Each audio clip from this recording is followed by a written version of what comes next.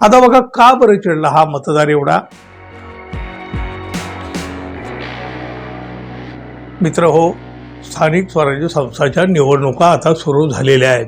चांगली रणधुमाळी सुरू आहेत. बघा ना, एकमेकावर खरे खोटे आरोप, शाब्दिक वाद, सगळं काही सुरू आहे. अहो, काही नेते तर आपण त्यांच्या आयुष्यामध्ये कधी न केलेल्या कामाचं सुद्धा क्रेडिट घेताना दिसतात. अर्थात ते लोकांना माहीत असतं हो. आणि राजकारण म्हणजे तरी काय हो, फुकटचं क्रेडिट घ्यायचं यासाठी बऱ्याच लोकांचा आटापिटा सुरू असतो. बघा, कुणी कामं केली, कुणी नाही कामं केली, कुणी आपलीच घरं भरली, हे सगळं लोकांना तर माहीत असतं. कुणी बोलतात, कुणी नाहीच बोलत, एवढंच काय ते. नगरसेवक असो, नगराध्यक्ष असो, किंवा मग त्यांचे जे काही नेते असतात ना ते असो, लोकांची नाराजी या सगळ्यावर असते. अहो, जनतेचे साधे प्रश्न असतात, पण ते सुद्धा कधी सुटलेले नसतात. खड्ड्यात हरवलेले रस्ते असो, की मग रस्त्यावर उडणारी आणि नाकातोंडात जाणारी धूळ असो, किंवा मग अगदी पिण्याच्या पाण्याचा साधा प्रश्न असो. अहो, एवढे साधे सुधे आणि मूलभूत असलेले हे प्रश्न सुद्धा नगरपालिका, हे नगरसेवक, हे नगराध्यक्ष सोडवता जरा दिसत नाहीत. नागरिकांनी या नगरसेवकाचे उंबरे झिजवून टाकलेले असतात. आणि आता मात्र हे भावी नगरसेवक किंवा माजी नगरसेवक जनतेच्या दारामध्ये जात आहेत. अगदी कमरेपासून वाकून 2 हात जोडत आहेत.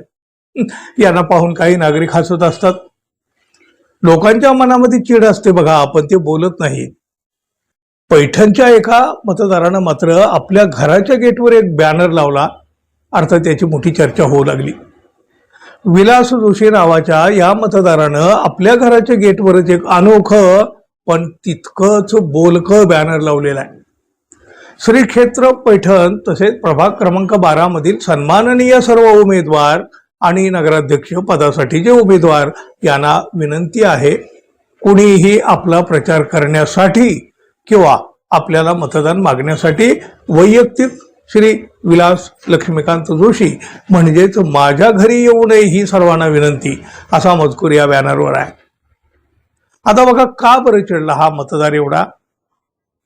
गेल्या 4 वर्षापासून त्यांच्या घरातील नळाला पाणी येत नाही, त्यासाठी त्यांनी पुन्हा नगरपालिकेकडे तक्रारी सुद्धा केलेल्या होत्या, पण त्यांच्या तक्रारीची नेहमीप्रमाणे दखल कुणी घेतलेली नव्हती.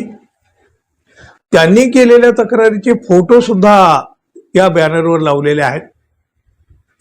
खरं तर बघा, अशी परिस्थिती असताना आता मत मागण्यासाठी हे कुठल्या तोंडानं लोकांच्या दारात जातात हो?